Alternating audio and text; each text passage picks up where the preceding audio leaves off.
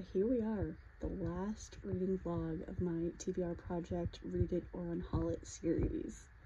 It took me a little over a year, but I'm glad I did it, and I'm so ready to pick some new books. So here's the lineup. First up, we've got Sisters of the Neversea by Cynthia Leitich Smith, and then our last reread of this series, Carry On by Rainbow Rowell. This was gifted to me a million years ago by the same friend who gifted me Red Rising, and mostly I'm rereading it to see if I want to keep it on my shelf or if I'm ready to part with it. We have Dark Light by Leslie Livingston, which is something I picked up at a second-hand book fair type deal. Winter Song by S.J. Jones, which was gifted to me 2 holiday seasons ago. And finally, Fragile Eternity by Melissa Marr. And I know this is the third one in the series. I expect to read the second one in the midst of reading all of these, and I'll just get the ebook from Olivia Hoopla. So I've actually decided to start with Carry On, and instead of rereading the physical copy, I have gone for the audiobook, and I'm liking it a lot better. So this was another one like Red Rising that it took me a million years to get through when I was reading it physically, but the audiobook seems to be the way to go. It's fine, it's cheesy, it's better than I remember it being, and better than I expected it to be. Not convinced I'm gonna finish it, or even if I do, not convinced I'm gonna keep it. I don't feel connected to it. I don't support the IP that it is based off of, but we're gonna give it the old college try. Popping in with a couple of updates. First of all, I DNF'd Carry On. When I started listening to the audiobook, I was optimistic. I figured that would help me get through it a lot faster, and it did. I think I was about a quarter of the way in when I DNF'd it, but I just didn't care. And actually listening to the audio helped me figure out why it took so long for me to get through the first time I read it, and that's because it's a lot more telling than showing, and I just found it very annoying and kind of easier to remove myself from the story. Like, I didn't feel present for it, so I decided to DNF it, and I will be donating it to a little free library because I just don't want to keep it on my shelf. Next up, we've got Sisters of the Neversea, and I'm excited to start this one. I think it might be a little young for me, but I'm willing to give it a shot. This is kind of a retelling, and it focuses on Wendy and Tiger Lily, or she's just called Lily in this version, and I'm actually going to be reading the ebook version so I can read it on my Kobo, since the other book I'm reading right now doesn't have an or audiobook version, so that'll be like my at-home book, and then I can take this one like to work and when I'm out and about. So a couple of updates, the first of which is that I've decided to DNF Sisters of the Neversea. It was fine, it was cute, but I just didn't care about it enough, and I really just wanted to move on to the next book on my list. Which brings me to my second update, which is that I've started Ink Exchange, which is the second book in the Wicked Lovely series. I know technically it wasn't on my TBR to start with, but it is the bridge between 2 books that are on my TBR. So I'm counting it. I think I'm like 3 chapters in, and it's already a lot darker than the first one, which I definitely appreciate. This apparently is a series that isn't afraid to go there, because it deals with a lot more heavy topics in this one. So this one focuses on Ashlyn's friend Leslie and her dysfunctional family, and I guess she enters into some kind of contract with a fae, like someone in the court. I'm not quite that far in yet, but I think that's where it's heading, and I'm interested to see how they do that, because it has to do with this like tattoo that she really wants to get. So I will be back with another update once I've read more. So I finished Ink Exchange, and I took a couple days to sort out how I felt about it. I initially rated it a 2.5 star, but I don't know, I can't decide where I land on this one. I thought it was well written, it made sense, it was logical, and I still really loved the use of folklore. And how fairies are scary in this one, but I just like couldn't really connect to any of the characters, and I especially didn't like one of the male leads, which like you're not supposed to, unless I guess if you're reading this as like a dark romance, but I couldn't connect to it. We didn't really see much more of the world. There was a lot. This one felt a little more hurried than the first book, and I think that's part of the problem. It was also, parts of it were just like snippets, like day in the life almost, and that was kind of jarring. I think I understand that the author was trying to give you that sense of disjointedness because of what the main character goes through, but it was just like a little bit rough. And even though like logically it made sense to do it that way, it kind of fell flat in the execution. I wish we had seen more of her experience rather than it was just like snapping from like blackout to blackout for her. So that means we get to move on to the third book in the series because I liked it enough that I want to continue. And I guess this next book is focused on Ash and Seth. So hopefully that will return some of the charm to it. But before we get to the third book, I've actually already started Winter Song. I wanted to give myself a little bit of a break from this world, so I decided to get through Winter Song, and I'm only a couple of chapters in, but I'm really liking it. I really like that this one is based in German folklore, which is something that I'm not super familiar with. So it's kind of a nice break from all of the Celtic-based stuff that I've been reading, and like, I love that stuff, otherwise I wouldn't read it, but it is kind of nice to have a little break. And this one focuses on Liesel, who is an 18-year-old woman who is helping to run her family's inn, and her run-ins with the Goblin King. So it's been a few weeks since I've updated, but I have a couple of big updates.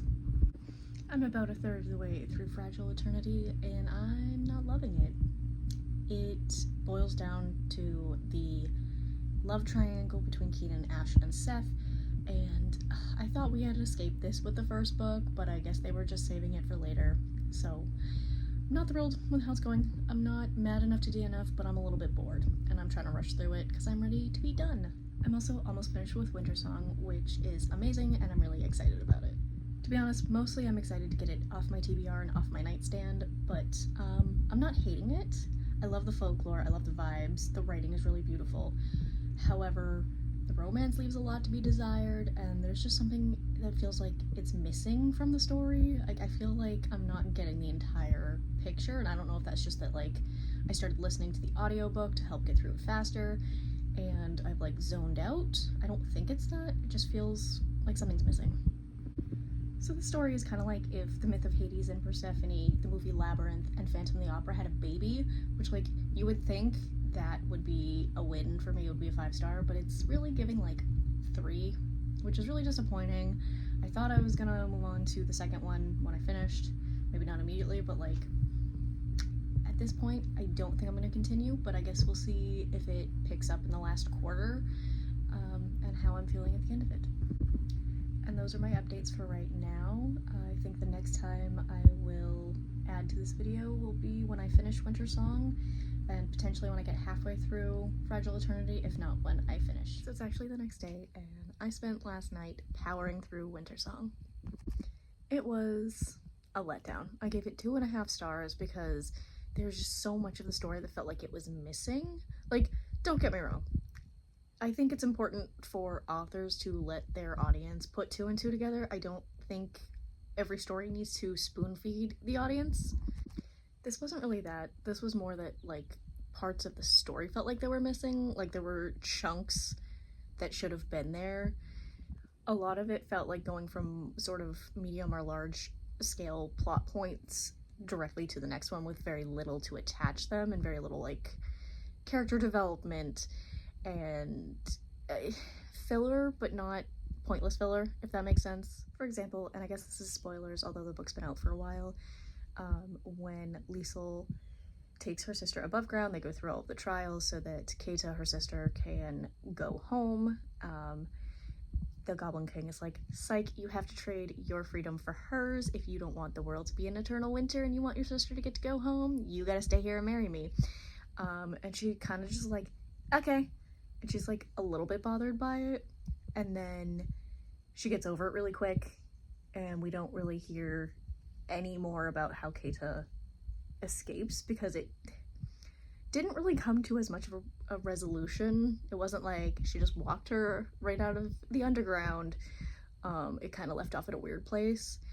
And then the whiplash that this book gave me from that and Liesel being uncomfortable and scared in the underground to getting mad at her husband for not having relations with her. That was not well developed. I kept reading because I kept hoping it would go back to like the folklore focus of the start of it, but it felt like it was trying to do too much because it was kind of an amalgamation of like Beauty and the Beast, Phantom of the Opera, Labyrinth, which I guess it was supposed to be a Labyrinth retelling. I think Labyrinth makes more sense than this book, personally. But yeah, not really impressed. Glad I'm done with it. I will be donating this one. I don't feel the need to keep it or go on to the second book in this duology. And I will be back with some updates on Fragile Eternity. So I finished Fragile Eternity, and it's going in the donate pile. So I spent most of my time reading this book wondering if I should DNF it or not. It was really slow, there wasn't a whole lot to the plot. I thought we had escaped the love triangle nonsense, and I was wrong. Turns out we were just saving it for book 3, and this definitely did feel like book 3. I was very disappointed that we went the love triangle route, because, like, reading it in 2025, the obvious answer is polyamory, or at the very least, and I can't believe I am recommending this because I hate this trope, but courtly love would have made sense. And I would have liked that more, which is saying something because I took a medieval English lit course in undergrad and I hate that trope. So I also felt that the last 110 pages or so like the last third of the book, was very messy, and I didn't like the relationship, the like mother-son thing that developed between Seth and Sorsha. I thought that was not well developed. It could have been interesting and less creepy and weird if it had been given enough time to develop better.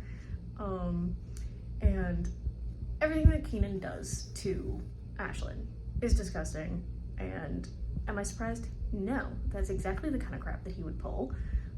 It was in line with his character, it made sense, but it was very uncomfortable, even though it wasn't surprising, and it gives me the ick.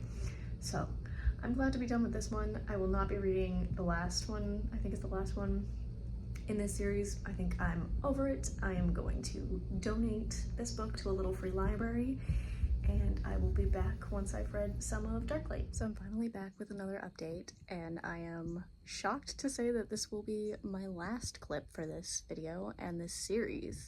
If you're new to this series or this channel, my name is Jackie, and I have been on a journey to zero out my TBR, and I have finally done it. It took way longer than I expected, but I mean, that's how life works, right?